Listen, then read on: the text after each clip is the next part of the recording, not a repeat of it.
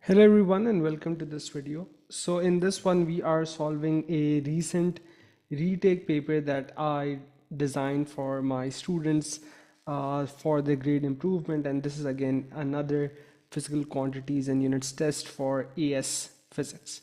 Let's start. Question 1. A student finds the density of a liquid by measuring its mass and volume.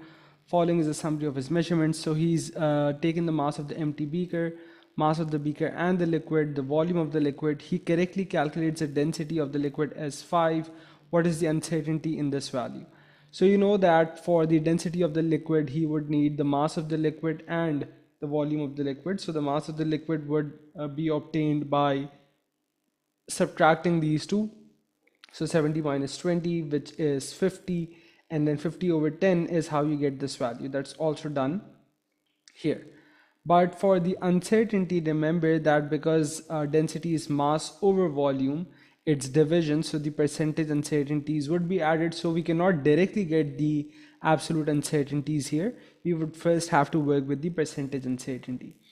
So the uncertainty in the mass would then become 2, because if you subtract the percentage, the absolute uncertainties get added. So that's 50 plus or minus 2, and then you have the volume. So their percentage uncertainties would then be added. So 2 over 50 plus 0.6 over 10, that turns out to be 10%, and 10% of 5 is 0.5. Question 2.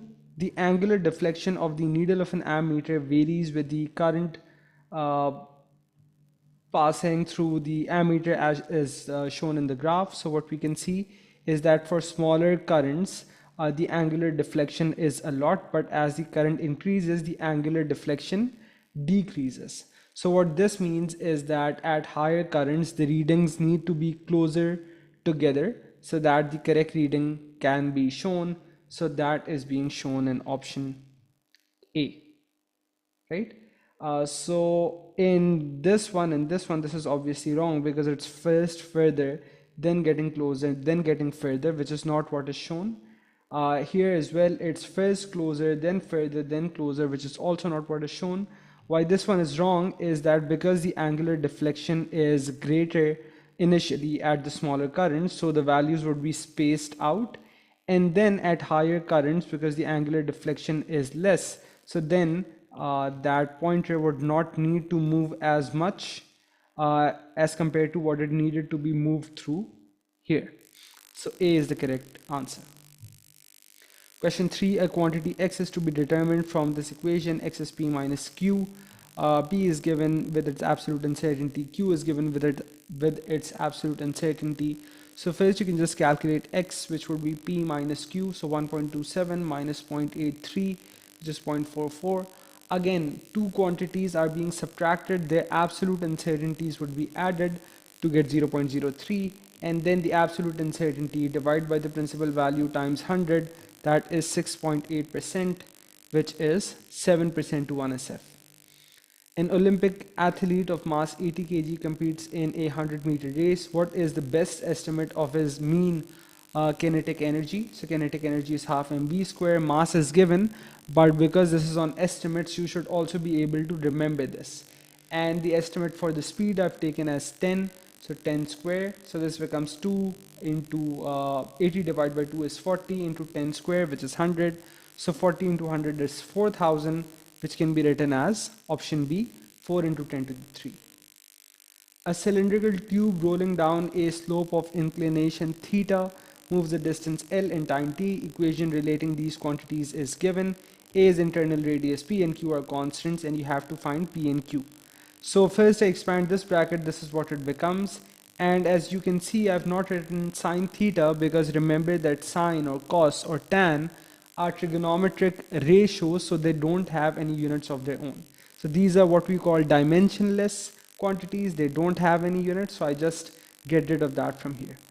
So what I can see is P and Q are constant, so I can't figure out the units of this term or this term, but I can see the units of this term, which would be meters because of this being distance.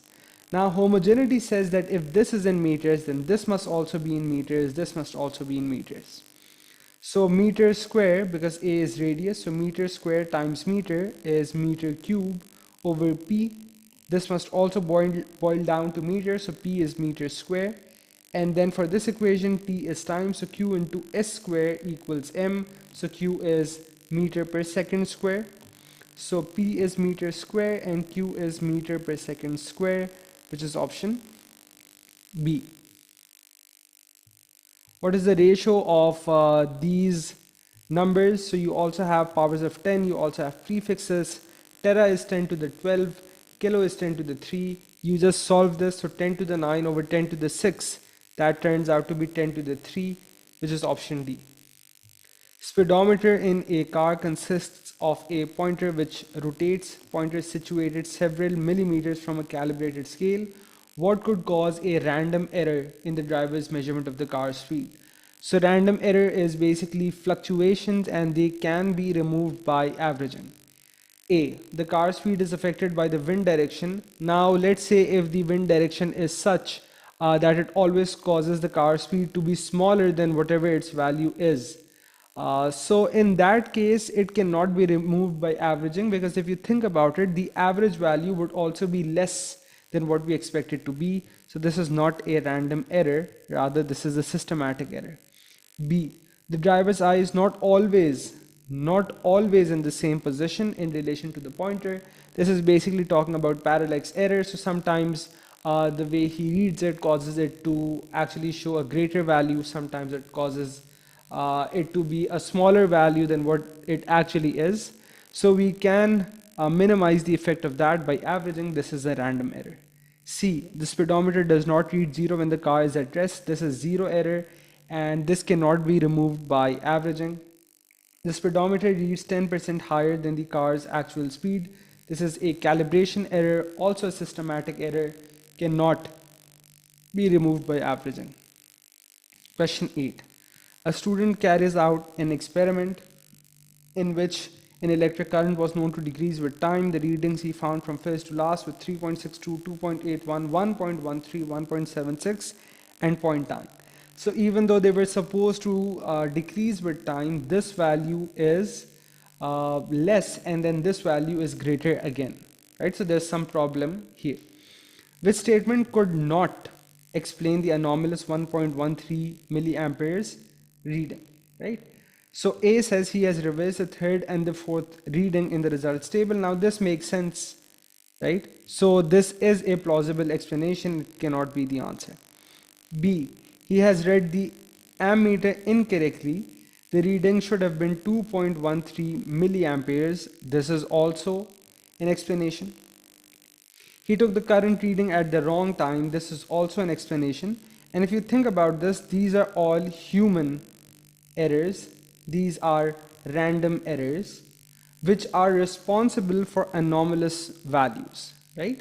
So one value being way off as compared to the others, that is due to random errors, right? Because the scatter is produced, and in the case of a scatter, it could be the case that even though the values are usually like this, one is just way off like this, right? This is anomalous. So D, there was a systematic error in the readings from the ammeter. Now, if this was a systematic error, we know that if, let's say, this is the line we're expecting, all the values will either be greater or all the values would be lesser. But it cannot be the case that only one is anomalous. That cannot be because of systematic errors. So this is not the explanation. So this is the answer to this MCQ. Question 9. The drag coefficient CD is a number with no units. It is used to compare the drag on different cars at different speeds, and it is given by this equation. CD has no units. The number 2 also has no units. I can just get rid of these from the equation, and I can write it like this. Rho AVN, F is kg meter per second square, rho is kg per meter cube, area is meter square, V being speed is meter per second, and that's raised to the n. And the objective of this question is to find n. So I just use my algebra and indices from O-level math. I expand these brackets, so meter per meter cube and meter square become per meter, and this power I can apply individually on the m's and the n's. So this becomes kg m minus 1 into mn s minus n. Combining the m's, bases are the same, powers are added, so this becomes n minus 1. Now it's up to me. I can either compare the powers of m. The power of m here is 1, so n minus 1 equals 1. So n equals 1 plus 1, that is 2. Or I can compare the powers of the ss. Minus n equals minus 2, and from that as well we get n as 2. Question 10. The arrow represents a vector r, which diagram does not represent r as two perpendicular components. So if I think about this, this is what the vector looks like, right? So we know that how this works. We should basically be able to get that, or you can also say that if we resolve this, we get the other two components. So this does look like a possible pair of components. That's fine. If I take this here, then this also looks like a pair of components, like this and then like this. If I take this to C, now this does not look like a pair of components. Even if this is like almost right, this value should have been like this, not like this. So it cannot be C. This is my answer. And even in D, it looks fine because of how the components are made. Right? The reverse way to do this is to think about the head to tail rule. So in this case, if I swap this vector here, then the resultant would actually look like this. It would be downward sloping, not upward sloping like this. So the correct answer to this one is C. The diagram shows two vectors x and y drawn to scale. If x is y minus z, which diagram best represents z? So let's first find z, which is y minus x, which I can think of as y plus minus x, right? So this is y, and for minus x, I'll just have the same vector but drawn in the opposite direction. So this is minus x, right? So this is negative x. So y plus negative x, according to the head to tail rule, that looks like this.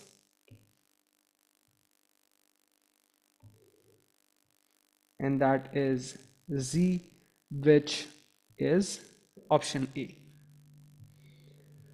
Question 12. What is a reasonable estimate of the volume of an adult person? So we've done this in class as well. So if we assume our human as a cylinder with height 1.8 meters, and if the distance between the feet, the diameter of the cylinder is 20 centimeter, which is 0.2 meters. So the radius is half of that. And then I can use the formula for the volume of a cylinder. So pi into 0.1 square, 0.1 square into 1.8. So this value turns out to be 0.0565. So the closest value, so this is all in meters, right? The closest value is this one, right? So yeah, so that's the idea here. Question 13. Which statement about systematic errors is not correct? 13. A systematic error can be caused by using an incorrectly calibrated instrument. This is correct. Calibration error is a type of systematic error. One particular type of systematic error can affect all the measurements by the same amount. This is also true. This is the zero error. The effect of a systematic error can be reduced by repeating and averaging. This is not true. Hence, this is the answer. The effect of a random error can be reduced by averaging, not the effect of a systematic error. And zero error is a type of systematic error. This is true. Which statement about physical quantities is correct? A physical quantity, if you think about it, always needs to have a magnitude and a unit. Straightforward, that's D. What is the ohm in SI base unit? So resistance is voltage over current, which is voltage is work done per unit charge divided by current. So this can be written as work done over charge times current. Work done, we should remember the base units of this: kg meter square per second square. Q is charge, which is current times time, so that's AS. I is A.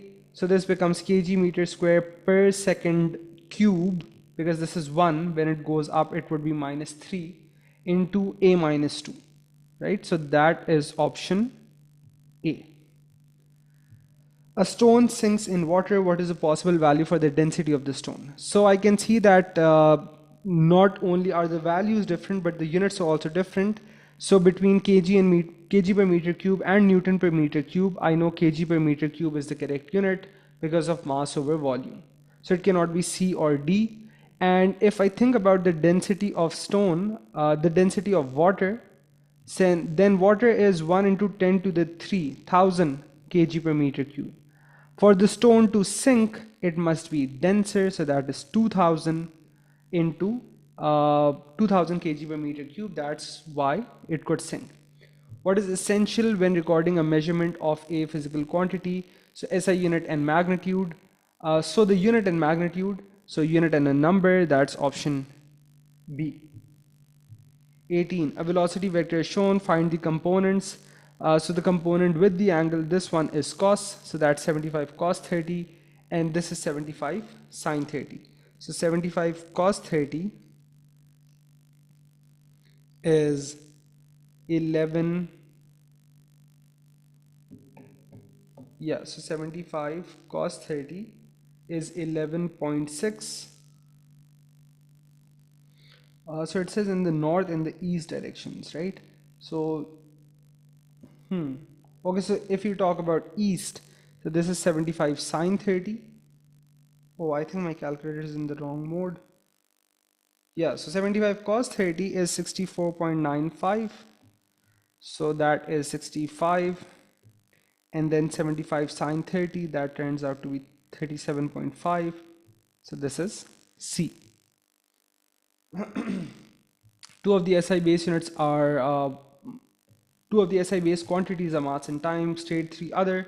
So thermodynamic, temperature, length, mole is one possible set of answers. State the base units of F, P, and V. F, rho, and V. F is force, so that's mass times acceleration. So mass, acceleration. Density is kg per meter cube. Speed is meter per second. Very straightforward. And now you have to find the value of the unknown power k. So it's pretty similar to the MCQ we did above. Just plug in the values, do the algebra, and solve. Once you get here, then you can either look at the powers of m's or s's. With both of these, you get the answer as 2.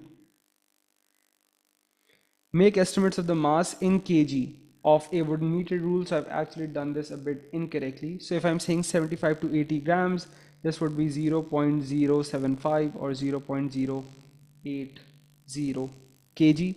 Volume in cm cube of a cricket ball or a tennis ball. So that's a sphere, the formula for which is 4 by 3 pi r cube. And then I would have to estimate the radius. So if you just like kind of envision a tennis ball in your hand, then how you would be holding it. So like the distance between your fingers, that would be the diameter, and then the half of that would be the radius. So I estimated the radius to be 3, and then I just plugged in the values and I got this. Metal wire of length L has a circular cross-section diameter D. Volume is given. Diameter, length, and mass are given. Calculate the density of the metal with its absolute uncertainty. Give your answer to an appropriate number of SF. So density, first I can calculate the principal value, that is mass over volume. So if I look at the question, it is asking for the quantities, the answer in a unit of kg per meter cube. So the mass I would need to convert to grams, and both of the lengths also to meters. So 0.225 divide by 1000 or into 10 to the negative 3 to convert this to kg.